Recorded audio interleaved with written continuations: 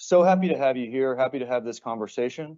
I have a few particular things in mind today that I was hoping to accomplish while we have this conversation. I think number one, it's great for our leaders here at Tyson to get to hear from somebody with your background, your experience, and just get to share because if there's one kind of thing I think about us at Tyson here, sometimes we're really focused on the inside. And so just to hear from somebody that has worked in many different companies and many different leadership roles will be great for us. I think the second thing is I'm excited to talk about our own leadership and DE&I journey here at Tyson and hear from you. You obviously have written the book Anti-Racist Leadership, which focuses all on how companies can transform their cultures and their leadership agendas to have a positive impact for their people. And so I think there's things that we can learn from you because you not only have practiced this in your career, but have worked with a lot of different businesses doing that. And so I think there's things that we can take from this conversation. And then the last thing for me, I was pretty excited. Paul, I forget when it was that you came with the first idea about doing this. And I thought, you know what, I think it'll actually be great for us, for the folks that we've gathered here in the room, but also a lot of people that are listening, just to create space for a conversation about leadership, create a space for a conversation of things about race and equality and topics that can get veer into the social and the political, not because we want to just have a thorny conversation, but because I think as leaders, we are obligated to ask ourselves these questions and kind of decide what is it we think and believe and care about. And so someone who has, kind of sharpened their own leadership sword through many, many years and decades of experience, again, is something that we'll learn. So thank you again for being here. And maybe we can just give James a round of applause. So I want to just open with the question, why is it that you do what you do? And maybe you can answer that in the terms of, your career experience and kind of how you got to where you got to, and also about why you do the work that you're doing too. Begin humble beginnings, first member of my family to graduate from college. And as I move forward, maybe 30 years forward, and there's a career that has taken me through that Paul mentioned.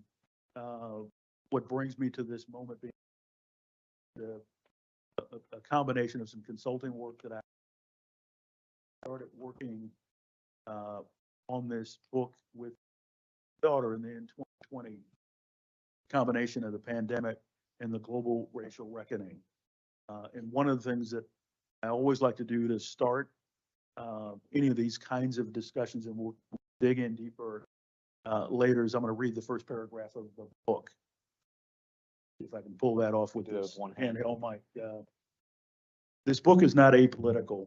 This book is explicitly anti-racist, pro-Black, pro-LGBTQIA, and feminist. This book takes the stand that Black Lives Matter, that LGBTQIA rights are human rights, and that people of all abilities deserve respect and access, and that people of all genders have the right to sovereignty over their bodies and identities. This book acknowledges that capitalism is built on a foundation of systemic racism, and that to have a truly diverse and equitable and inclusive environment, we must acknowledge the historic and present injustices faced by marginalized people. And I start in this place to really share a couple things with the audience. This is one of the most significant contributions of my 30-year-old daughter, Krista, who worked with me on this project. And the backstory is around June 1st, 2020. This is after the tragic murder of George Floyd and so many others. She comes to me and said, "Dad, I've got a different way for us to start this book." She reads the paragraph to me. It creates a little pause for me, at least overnight. As I read this paragraph to you, we knew we had a meeting with a team working with us on the book. I read this to the team, and they said, "Well, James, you're a mainstream business person. Do you care if you ever work again?" So I'll just leave that with you for pause. That was the reaction at that time. And my quick answer was, I think I'm going to find plenty of organizations and people that share my values. So I think I'll be just fine. And I'm pleased to report I've never been busier at this point. And really the focus for us is really to help catalyze a discussion that we believe needs to be had. And the point that Krista would make if she was here is we can't straddle the fence. We've actually got to call things exactly what they are, and move forward in that way. So I'll pause there, John, and let you. Well, maybe you could just continue to elaborate on that a little bit, because I think that, you guys titled the book Anti-Racist Leadership for a reason. You described the experience you had in your first editor's meeting or with who you were working with. And I imagine that that wasn't the last time, you elicited that kind of reaction. So maybe just take us through what the last couple of years have been like, kind of talking about the values and the principles in here. And we'll get into maybe more in detail, but I think what I want to hear about is kind of how the experience has evolved, and what it is you see consistently from the companies and the leaders that you think are kind of doing it right. So I'd make a couple points. I'll share just a few of the tenets of the book. The very first point that we make is this is culture work. You can't separate DEI work or anti-racist work from culture. So it has to be foundational to the culture of the organization. And if it's foundational to your culture, it's work that can't be delegated by the CEO or the executive team. So it can't be delegated, is one of the points that we make. Another point that we think is critically important is we ask companies and teams to take themselves on literally an audit of every core process that touches humans. If you think about from the hiring process to how we promote people, to how people are compensated, to how we end up in choice assignments inside the company, and then look at those processes from a human perspective and make sure that we remove bias from every system and we make systems and processes that are equitable to all. The other thing that we fundamentally believe, and we had a little bit of this discussion last night, the most foundational place to drive sustainable change in any organization is in the middle portion of the management. So as I look at Tyson, you guys have 100,000 plus employees. There are probably 5,000 people leaders in your organization. That's the part of this organization, John, that the work you, Don, Paul are doing, that's the part of the organization that really has to get this work. From my perspective, we've got to make sure that that group of 5,000 leaders has the right tools. They've got to have the right training. There's got to be the right processes in place. And, for me in business, anything that matters, you measure it. And then you typically incent people for it. So a couple of the things that I've learned over the last couple of years as we've been having these discussions in boardrooms with executive teams and then in audiences like this, here's what really matters is that companies start where they are. And everybody's got a different starting point. But this work has to be more than a focus on a month or a single event. It's got to really be part and parcel to the values and culture of the organization. And I'll give an example of a board that I sit on, which is Snook Supermarkets in St. Louis. They're regional. They're probably partners. Well, I know they're partners with Tyson. Their CEO, Todd Snook, coming through the same 2020 timeframe, had just committed to adding his first chief diversity officer maybe 6 months prior. And then the murder of George Floyd happened, and it really accelerated the focus inside of Snooks around this work. And the commitment that Todd made is he meets on a weekly basis with his chief diversity officer, his CHRO, and then one line leader inside the organization to walk through everything related to culture and DEI on a weekly basis. They've pulled me into that conversation as a board member on a monthly basis. I join them. We've been doing that for 2 years. There are no plans for us to stop that work. And I just share that example to show really the commitment that leaders are starting to make around this work, because it's a core part of how he thinks he competes into the future. Their campaign around this work was unity is power. We stand against racism. And again, St. Louis, Missouri is sitting in a red state. But this was so core to the values of this company. It's a fourth generation, family owned, privately held company. I just love the commitment that they've made. It's made a difference in how the company shows up in the community. And I think they've, started to attract more different talent into the company. And I think there's certainly setting themselves up to compete into the future. So some comments you made there made me think a little bit about some of the success I think we've had at Tyson and some what the opportunities are. So just to highlight that for a moment, and then maybe again a little bit on leadership elements, what you're talking about. I think the comment that really resonates with me is, re-engineering your structures, your processes, measuring it and driving for results and compensating people for it is impactful. And I think 2 years ago now, or 3 years ago, was the first time, and some people maybe know this at Tyson, but I don't know if everyone does.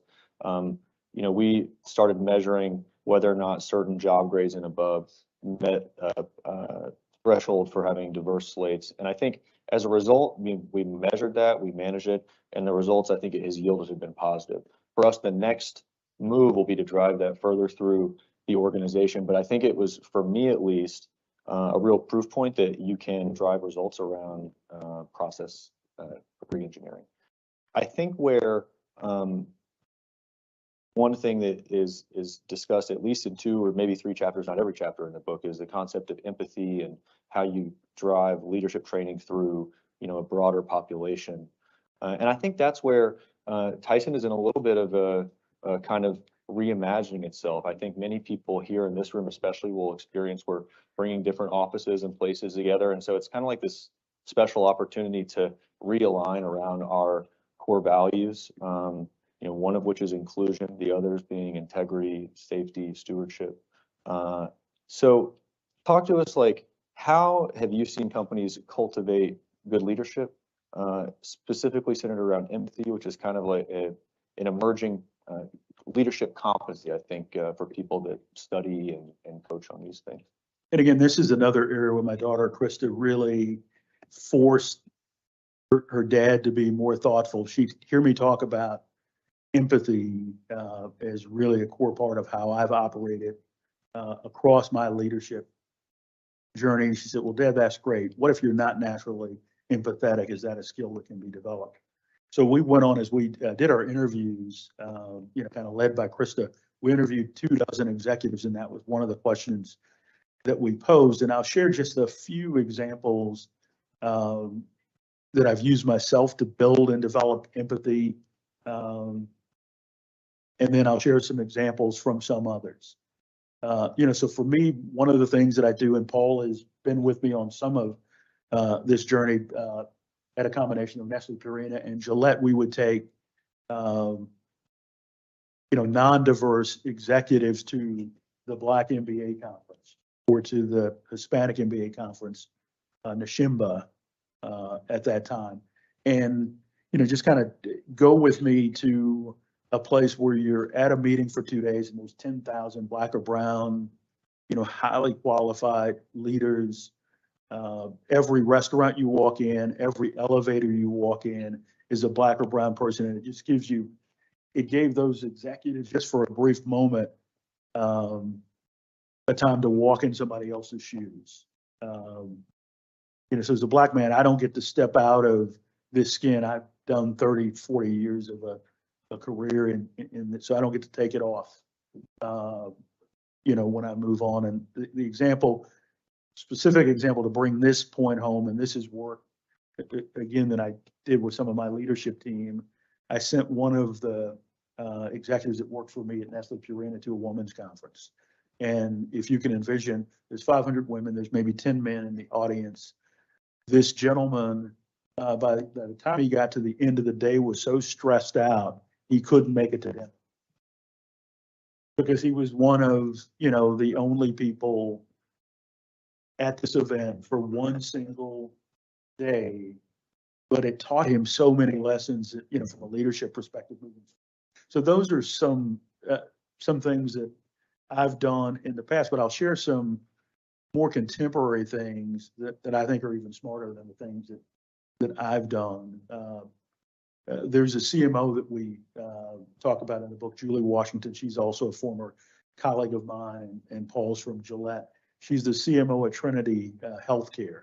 And one of the things she did during the pandemic as a way to bring more empathy to the leadership team at Trinity, which serve lots of brown and Black communities, she would virtually attend Black churches for about 6-8 weeks during the pandemic. She would listen to the sermons.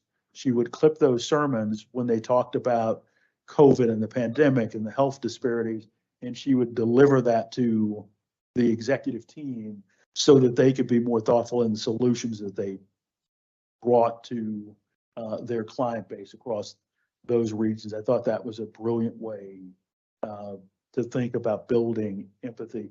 And in the simplest way to think about empathy, just having the capacity of putting yourself in someone else's shoes for a brief moment. One of the ways that I love to do that is for us to all share our mutual stories. We all have stories.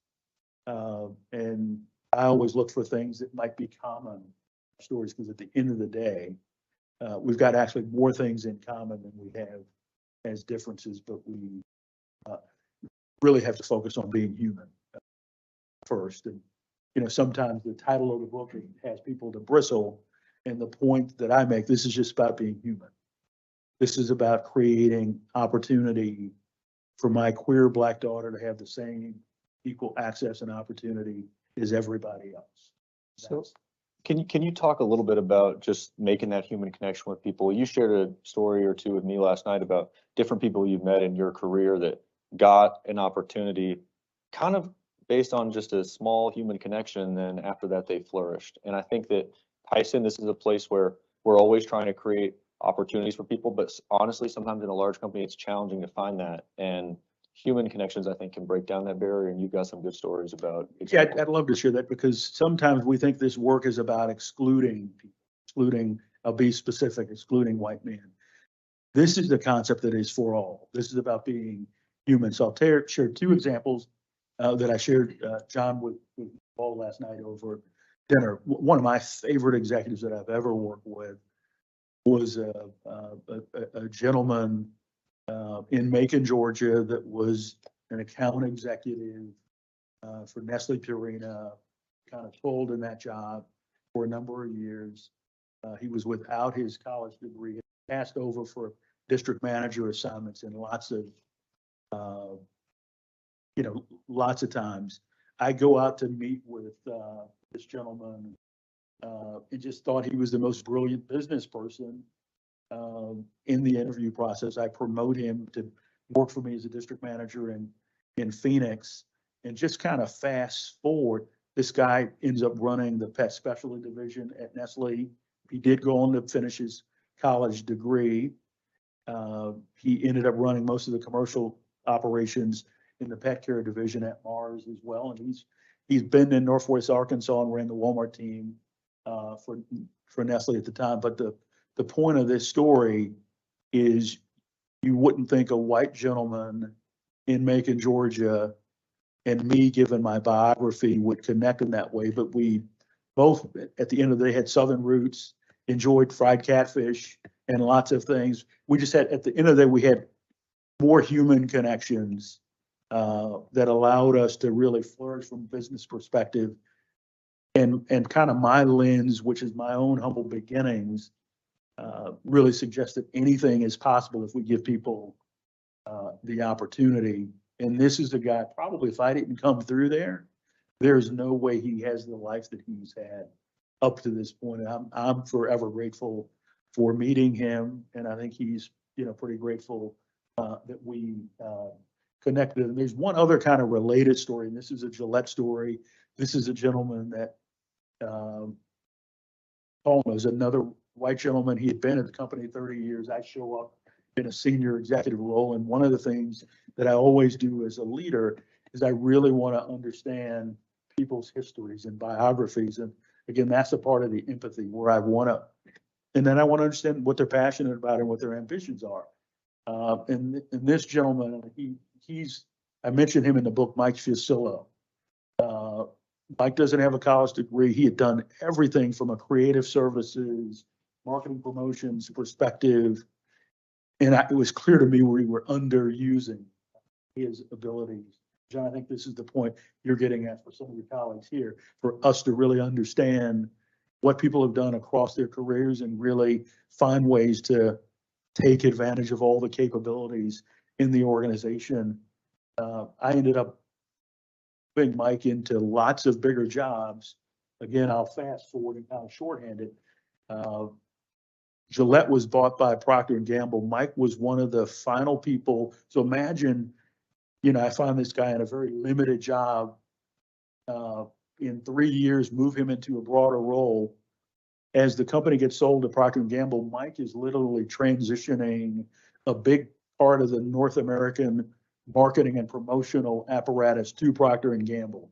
And this is a guy that was literally just toiling away in the shadow of the organization, just brilliantly skilled, lots of experience, but it's kind of finding the commonality. And this is what I think is required of all of us as leaders. Yeah, I'm glad you brought that up. We were talking last night. Some of my finance and HR colleagues here will know this, but as you know, any new person is told to do when going to a new job, I've taken it as kind of part of the first 5 or 6 months to go through and meet 100% of the directors and above, which in the finance organization is like 70 to 80 people. And I'm probably like a third of the halfway through that.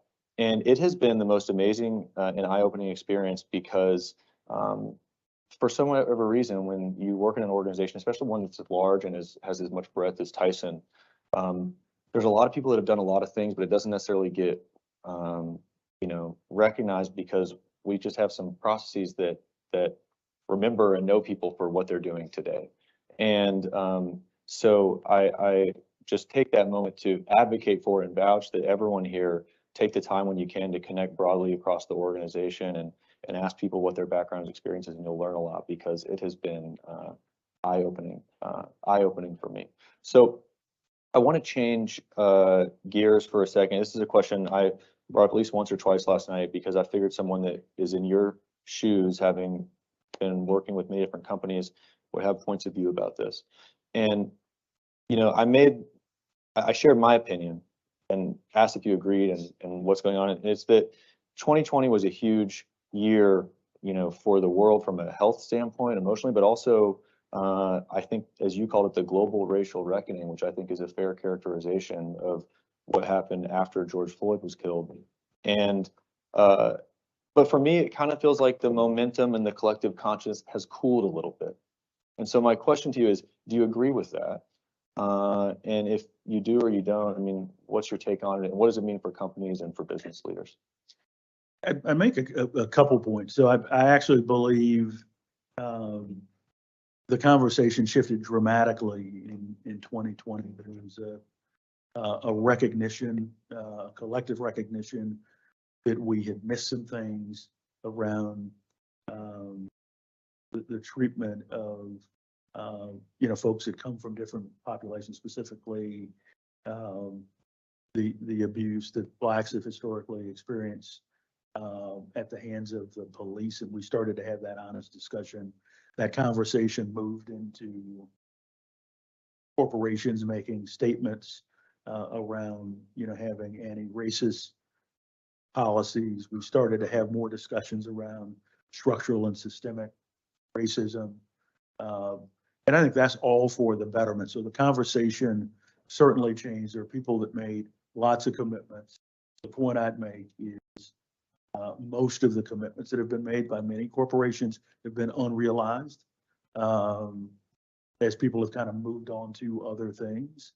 But I think what hasn't changed is the conversation that we're having continues. And I think as I think about Tyson and the work, John, that I know you guys are doing, you're competing for the future. And what you've got now is really an opportunity because the next two generations are going to hold all of us as leaders accountable. So my millennial daughter And John, I think you're a millennial as well, and I've got Gen Z daughters. They're actually going to hold us accountable differently. So if you're in a leadership role, this is really about accessing all the talent across your entire organization. And I think there's going to be a bifurcation. There are going to be leaders like the leadership here at Tyson that gets this work and they're investing a full day to give the organization learning opportunities because they know they're going to be able to attract and retain talent differently. And there's folks that are going to put their heads in the sand and just, hope this too shall pass. What I would suggest is the best companies are going to really embrace this work and really lean in, and they're going to be able to attract and retain talent very differently, especially the next couple of generations that are just by definition, they're actually more demographically diverse. And I think, just from a mindset perspective, they view the world dramatically differently than the generations that are ahead of them. Yeah, we were talking about this last night and thinking about how you have to create an environment that people want to come work at, and they see that, and they see their leaders kind of reflecting their values. And it almost feels like maybe every generation feels this way, but it feels like we're kind of at a tipping point where the newer generation just has different expectations. So on that piece, and this is actually something we have not talked about, but I know you've discussed in the past, like at Tyson, we kind of have an ecosystem, if you will, around our DE&I work. There's focus with customers and consumers. There's focus with our suppliers, other kind of external stakeholders. And then we've got this big critical kind of the talent piece, which in my belief, it's all important and fits together, but it's kind of the internal talent development that is maybe most important. Do you agree with that? Or how do you think about the whole ecosystem of work that has to be done from an anti-racist leadership standpoint? I think from a talent perspective, that's going to be critical. And I'll go back to the point that I made. As you look at all of the systems and processes that are in place to hire people and promote people, a critical eye from an HR perspective on, how we create access for the humans at Tyson is really, really important. And it represents a critical unlock if we can do a great job of having processes and systems that support all of us in this room being able to bring our full selves authentically to work at Tyson each day. You're going to get more of my discretionary effort. That's the way I've led my leadership. Like we talked about really understanding how much a leader cares. And I think you can really bake that into the processes. So, replace how much the leader cares with how much Tyson cares. And if you can build systems, and I've heard Paul make the point around being a caring organization. And if everybody senses that, you're going to actually get more of every individual's discretionary effort. If I'm one of the 5,000 leaders here, I actually believe the way you're going to make your future mark in this company and compete for more responsibilities is by how well you operate as a steward of the people talent that you're responsible to as a leader. And to the extent that you do a better job unlocking the full potential of the leaders in the corporation, those, at least in my experience, are the leaders that are going to grow more rapidly into the future. Yeah. So maybe I want to ask a couple more questions, and then we can see if there's questions here, or we can keep going, and we'll save some time then just if there's anything you want to wrap up with, and I'd like to as well. But talking about your experience in cultivating leaders, share with us just as broadly as possible, what are some of the most critical leadership lessons you've learned through your years as a CEO, as a chairman, as a leader of medium teams, small teams, big teams? Like, what's the through line that you've just developed more and more and more conviction about as you got more experience? Yeah, I think the headlines for me would be leaders have to be teachers. Leaders have to put themselves in a learning mode. And I think the last 2 years have put most leaders globally in a place where we're all seeing things that none of us have ever seen before. Global pandemic, this global racial reckoning. So we actually all have to become students more than maybe we ever have before. And that requires a vulnerability. We're used to CEOs and leaders having all the answers. We definitely do not have all the answers. And the best leaders are leveraging the collective genius of the team.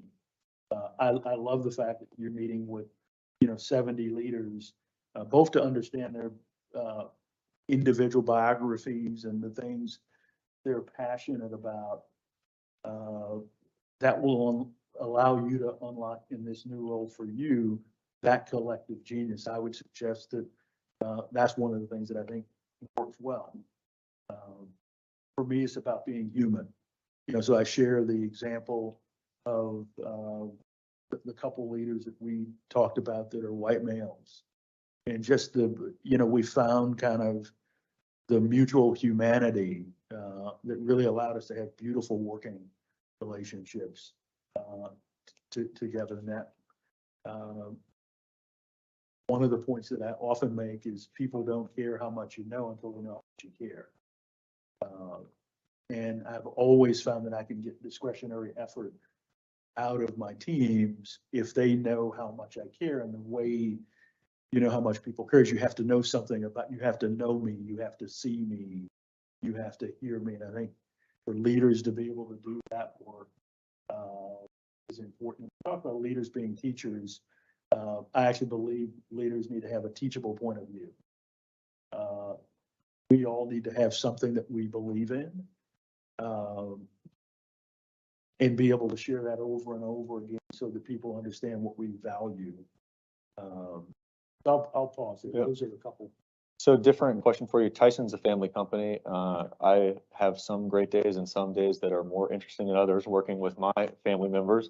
What was it like working with your daughter? How was that experience? It was actually just a fantastic experience. I would argue that I probably learned from Krista than she learned from Dad. It was just the most beautiful experiences, as she'll often describe it. She's in New York City, I'm in San Francisco. It was a bonding experience for us to finish the book up through the pandemic. And one of the things that she'd say if she was here, and she said this on a recent interview, and my dad is a pretty buttoned-up business person, but I think she learned about my humanity through the stories. And I don't think I've shared this here yet, but I share stories in the book about my experience as a Black executive kind of coming up. So one of the stories in the book, my first job was with the Minute Maid division of the Coca-Cola Company. I mentioned that I started in Springfield, Missouri. And there were stories that I never shared personally about my experience before 2020. And one of those stories is my first week on the job, a part of my territory needed to be cut out because it was the headquarters of the Ku Klux Klan, was removed from my territory. And if I step back and look at my territory, many of those towns that I traveled in and out of selling orange juice were sundown towns, places where it's unhealthy to be Black or brown. So those kinds of conversations really kind of deepen the bond. And some people ask me when James, why hadn't you shared it before? There's really no audience, nobody really cared. But I felt compelled, and this is another place and a point for empathy. I was in front of a group last week, and one of the people said, James, I know this is Black History Month. I don't want people to think your experience in that first job is history. There are still places where we face those same kinds of challenges today. And I make that point so that we all kind of continue to open our minds and hearts from a leadership perspective. Empathy is one of the points that Krista really focused on and hammers home on. One of the things we haven't talked about is intersectionality. So we all have multiple identities. And if we, kind of miss that point as we're doing this work, we miss the humanity of all the complex things that we all are. If you just focus on women, that doesn't always tell you how an organization works for Black women inside the organization. So I think we've got to dig into the metrics and really understand how people are experiencing across their various identities the organization. Those are some of the lessons I've had working with, but it's been a beautiful. It's really moved this now to my life's work. Because this is really about creating, opportunity for future generations, just to have a fair opportunity to bring their full authentic selves to work and have access to all the same opportunities as everybody else. Yeah. I'm glad you made and told the story that you shared last night about whoever it was that said, hey, that stuff's still going on, because I think that as leaders who are focused on doing this kind of leadership work, it's easy to say, you know what, it's not as bad as it used to be. We're making progress, but I think we're obligated to be vigilant every day and still recognize that we've got opportunities. So I think before James and I kind of share any parting thoughts, I think I'd love to see if there's any questions in the room. Yeah, Raymond, please.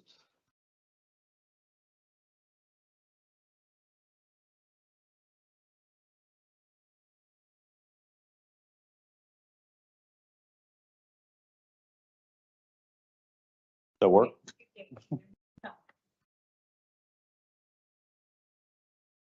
Testing. Okay, awesome. Thank you.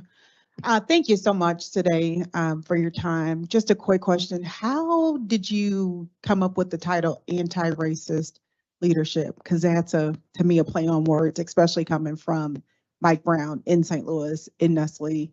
And I know Nia Lee had spoke directly with regards to this title. So how did you capture this title? I think the title ended up being we didn't start with this as the title. What I would say is Krista's inspiring paragraph led us to this as the only title that would, capture what we were trying to deliver with the book. And kind of the foundation is the point that, and this is about being human. This is about calling things exactly what they are. This is about not being a bystander when we see things that are not right.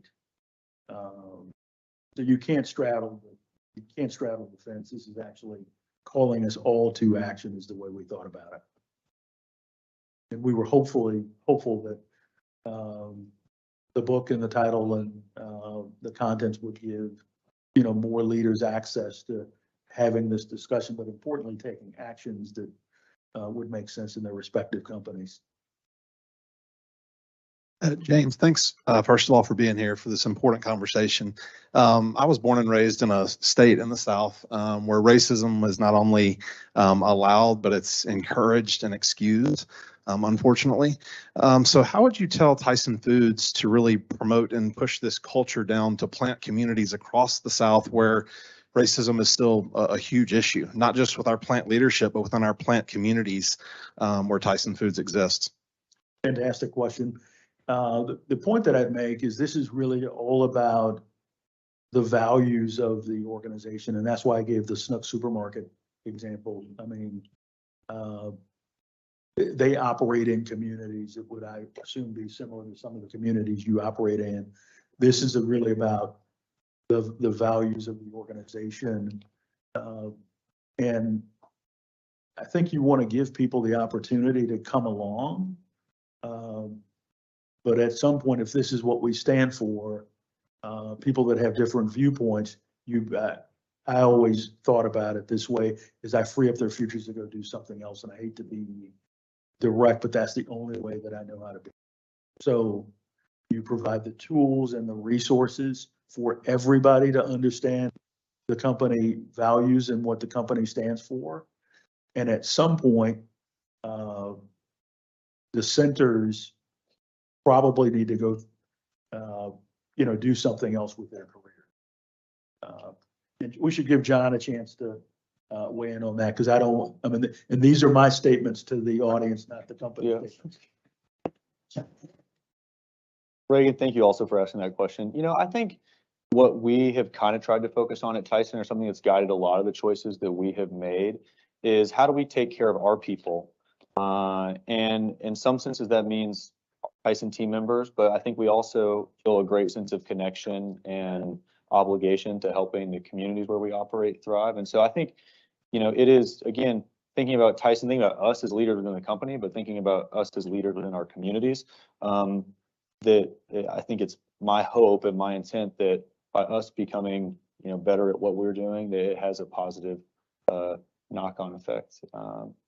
Just how we would approach that. And just one other comment, I love the outreach. The fact you guys have leaders in the community in this Tyson sponsored session today tells me you're thinking about this.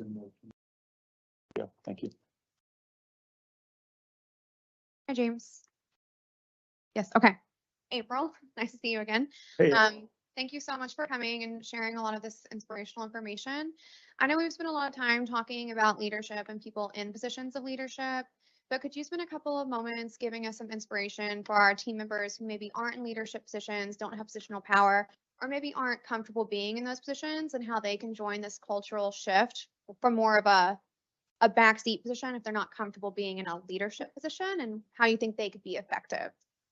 I think that's a great question. I think one of the things that I've seen at some of the companies that I've visited with is we all have an opportunity to contribute to and participate in the business resource groups that the company has, whether it's the Veterans Organization, the African Ancestry Organization, the LGBTQ organization. I think there are places for us all to have our voices heard and to contribute and participate. I find the things that the company's doing in the community and participate in those, but I think there's a role for everyone to play in making this a better, stronger company, and having your voice heard by the actions that you take.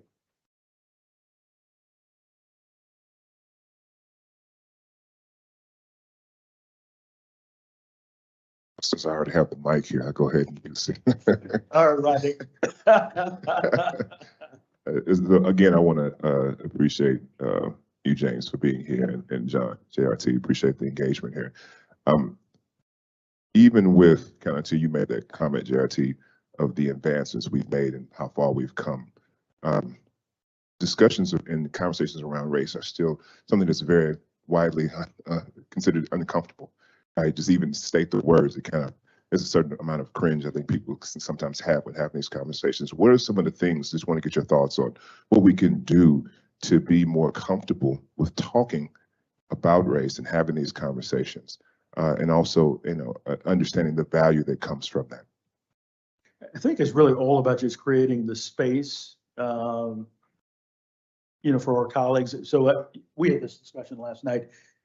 I don't know inside the corporation that we need to spend a lot of time talking about race. We need to talk about our collective humanity. We need to create opportunity and access for us all to bring our full selves to work. And then we need to focus on the work, is, kind of where I come from.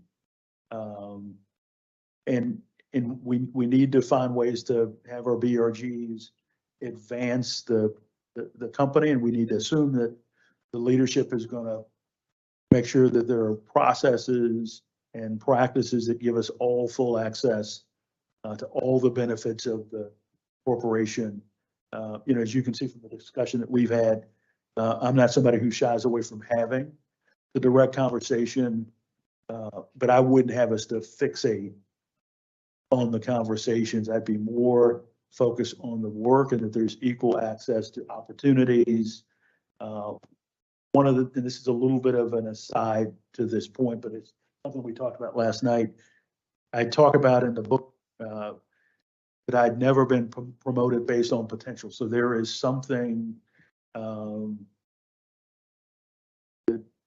my experience, blacks are always asked, you have to prove it again, prove it again, prove it again. So my first time being promoted to vice president at Nestle Purina, I was running 70% of the commercial operations. So I was doing the job years before that promotion, and just kind of understanding that if we're promoting people on potential, we should promote all people based on potential. And potential, we typically look for people that have similar experiences to us, went to the same schools. So I just make that point. So we just think about, anything that disadvantages any of our colleagues is more where I would spend time thinking about the topic. And Rodney, ask a follow-up question if that wasn't helpful. No, I think that was right on. Thank you. Appreciate Great. that.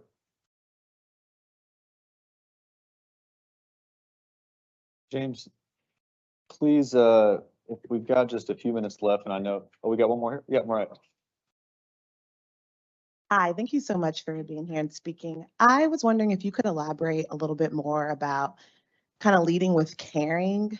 I think that's really an important value to have, just like caring people and seeing people. But how do you qualify when you have issues such as cognitive dissonance and you don't realize that your actions are actually caring, or you don't realize that, something that you may have said may be a micro or even a macro aggression. And so, you may have leaders or even colleagues that think that they're caring, but they're not. And so how do we, create an environment that is actually caring, but keeps in mind that we're all in different stages of our journey? Yeah, I'd start by saying we all need to just have a little grace and give people grace to learn. We can't use this work to make people feel bad about what they don't know.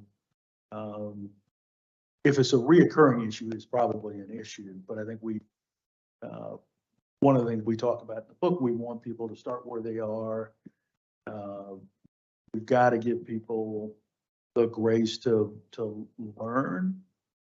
And I think if we can do that, if we come with an open mind and open heart, that's where I've seen progress made the most rapidly inside of companies. Anyone else? Okay, well, we're nearly at the top of the hour, and James, thank you again for being here. Maybe if you've got any parting thoughts for the team, you'd be willing to share those, and then I want to just share one or two short reflections that I've had after. Sure. Yeah, I guess the main thing that I'd love to leave this audience with is that this work is all about being human. This work is about taking a stand. I'd hope that you'd leave here today and be an ally, a sponsor, a mentor to someone that is different than you inside of Tyson. I know Paul would love to have more people in the organization that embrace the BRGs and get actively involved. And then the final point is there's lots of good work happening in this community, as evidenced by the leaders that have turned out from the community. You're part of what you're doing at Tyson. So I appreciate being with you today, and this is really important work. Yeah, thank you. I think maybe just to take us home, a couple of things on my mind. First off, number one is just taking this time to say thank you guys for being here. Thank you guys for engaging this conversation and being interested.